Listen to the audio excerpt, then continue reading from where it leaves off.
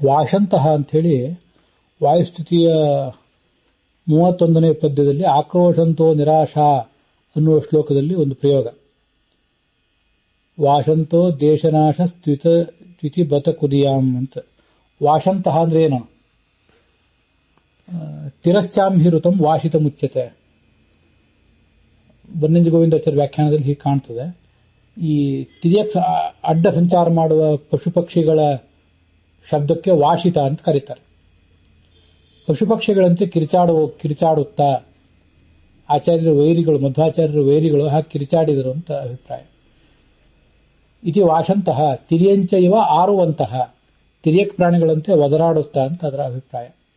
ಯದ್ಯಪಿ ವಾಶತಿ ಆತ್ಮನೇ ಪದ ದಿವಾದಿ, ಆತ್ಮನೇ ಭಾಷಾ ದಿವಾದಿ. ಈ ವಾಶು ಶಬ್ದ ಅನ್ನೋ ಧಾತು ದಿವಾದಿಗಣದಲ್ಲಿದೆ ಮತ್ತು ಅದು ಆತ್ಮನೇ ಪದವಾಗಿದೆ. ಅದು ವಾಶ್ಯಮಾನ ಅಂತ ಆಗಬೇಕು. ಇದು ಆತ್ಮನೇ ಪದವಾದ್ರಿಂದ ಶಾನಚ್ ಪ್ರತ್ಯಯದಲ್ಲಿ ವಾಶ್ಯಮಾನ ಅಂತ ಆಗಬೇಕು.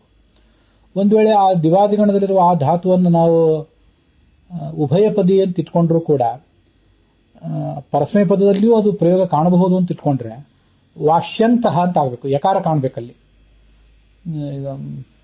ಮೃಷ ತಿತಿಕ್ಷಾಯ ಅಂತ ಧಾತು ಇದೆ.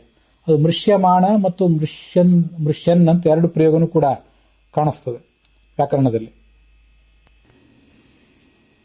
ಹಾಗೆ ಇದನ್ನು ಕೂಡ ವಾಶ್ಯಂತಹ ಅಂತ ಯಕಾರ ಸಮೇತವಾಗಿ ಪ್ರಯೋಗ ಮಾಡಬೇಕಾಗಿತ್ತು ಅಂತ ಒಂದು ಪ್ರಶ್ನೆ ನಮ್ಗೆ ಬರಬಹುದು. ಪರಸ್ಮೈ ಪದದಲ್ಲಿ ಹೇಗೆ ಪ್ರಯೋಗ ಮಾಡಿದ್ರು ಅಂತ ಒಂದು ಪ್ರಶ್ನೆ. ಪರಸ್ಮೈ ಪದದಲ್ಲಿ ಪ್ರಯೋಗ ಮಾಡುವುದಾದ್ರೂ ವಾಶ್ಯಂತಹ ಅಂತ ಯಕಾರ ಸಮೇತವಾಗಿ ಪ್ರಯೋಗ ಮಾಡಬೇಕಾಗಿತ್ತಲ್ಲ ಅಂತ ಇನ್ನೊಂದು ಪ್ರಶ್ನೆ. ಅದಕ್ಕೆ ಮಹತಾಂ ಪ್ರಯೋಗ ಅನುರುಣಧ್ಯ ವ್ಯಾಕರಣಂ ನ ವ್ಯಾಕರಣಂ ಪ್ರಯೋಗ. ದೊಡ್ಡವರ ಪ್ರಯೋಗಗಳನ್ನು ಅನುಸರಿಸಿ ವ್ಯಾಕರಣದ ಸೂತ್ರಗಳು, ವ್ಯಾಕರಣದ ಅನುಶಾಸನಗಳಿರಬೇಕು. ವ್ಯಾಕರಣಕ್ಕೆ ಅನುಸಾರವಾಗಿ ದೊಡ್ಡವರು ಪ್ರಯೋಗ ಮಾಡಬೇಕಾಗಿಲ್ಲ. ಬಹುನಿಜ ವ್ಯಾಕರಣಾನಿ ಭವಂತೆ. ಇಂದ್ರಚಂದ್ರಾದಿ ಅನೇಕ ವ್ಯಾಕರಣಗಳಿವೆ. ಭ್ವಾದಿರಪಿ ಇಷ್ಯತಾಂ. ಈ ವಾಶು ಶಬ್ದ ಅನ್ನೋದನ್ನ ಕೇವಲ ದಿವಾದಿಗಣದಲ್ಲಿ ಮಾತ್ರ ಯಾಕೆ ಇಟ್ಕೋಬೇಕು ನಾವು? ದಿವಾದಿಗಣದಲ್ಲಿದ್ರೆ ಅದಕ್ಕೆ ಯಕಾರ ಬರಬೇಕು ಅಂತ ಅನ್ನೋದು ಕಡ್ಡಾಯ ಆಗ್ತದೆ. ಅದು ಭ್ವಾದಿಗಣದಲ್ಲಿ ಕೂಡ ಇರಲಿ, ಮೊದಲನೇ ಗಣದಲ್ಲೂ ಇದ್ದು ಬಿಟ್ರೆ ಅದಕ್ಕೆ ಯಕಾರ ಬರಬೇಕಾದ ಕಡ್ಡಾಯ ನಿಯಮ ಏನಿಲ್ಲ. ಪ್ರಯೋಗಶರಣಾ ವೈಯಾಕರಣಾ. ವ್ಯಾಕರಣದ ತಜ್ಞರು ಪ್ರಯೋಗವನ್ನು ಅನುಸರಿಸಿ ಸೂತ್ರಗಳನ್ನು ನಿಯಮಿಸಬೇಕಷ್ಟೇ. ವಾಶ್ಯಂತ ಇತಿ ವಾಶಾಹ ತಿರ್ಯಂಚಃ. ಅಥವಾ ಇನ್ನೂ ಒಂದು ಸಮಾಧಾನ ಹೇಳಬಹುದು. ವಾಶಾಹ ಅಂದ್ರೆ ತಿರ್ಯಕ್ ಪ್ರಾಣಿಗಳು. ಯಾಕೆಂದ್ರೆ ಅವು ವಾಶ್ಯಂತೆ ವಿಕಾರವಾಗಿ ಶಬ್ದ ಮಾಡುವುದರಿಂದ ಅವಕ್ಕೆ ವಾಶಾಹ ಅಂತ ಕರೀತಾರೆ. ಪ್ರಥಮ ವಿಭಕ್ತಿ ಬಹುವಚನ. ವಾಶಾಹ ಇವ ಆಚರಂತಿ, ತದ್ವದ ಆಚರಂತಿ ಅನ್ನೋ ಅರ್ಥದಲ್ಲಿ ಕ್ವಿಪ್ ಪ್ರತ್ಯಯ ಬಂದು ಇತ್ಯನುಸಂಧಾಯ ಸಂತೋಷ್ಟವ್ಯಂ ವ್ಯಾಕರಣ ಸ್ತನಂಧಯೈ.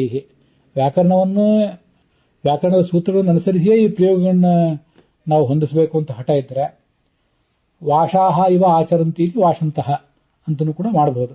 ಇದನ್ನ ಈ ವಾಯುಸ್ತುತಿಯ ಬೇರೆ ಬೇರೆ ವ್ಯಾಖ್ಯಾನಗಳಲ್ಲಿಯೂ ಕೂಡ ಕ್ವಿಪ್ ಪ್ರತ್ಯಯ ಬಂದಿದೆ ಅಂತ ಹೇಳಿ ಸಮರ್ಥನೆ ಮಾಡಿದ್ದಾರೆ ಕೂಡ. ಇಂಥದೊಂದು ವಿಶಿಷ್ಟವಾದ ಪ್ರಯೋಗ. ನಾರಾಯಣ ಪಂಡಿತರ, ತ್ರಿವಿಕ್ರಮ ಪಂಡಿತರ ಪ್ರಯೋಗಗಳಲ್ಲಿ ಇಂಥದೊಂದು ಅಪಾಣನೀಯ ಪ್ರಯೋಗಗಳ ಒಂದು ಹವ್ಯಾಸ ಅನೇಕ ಕಡೆ ಕಾಣುತ್ತದೆ.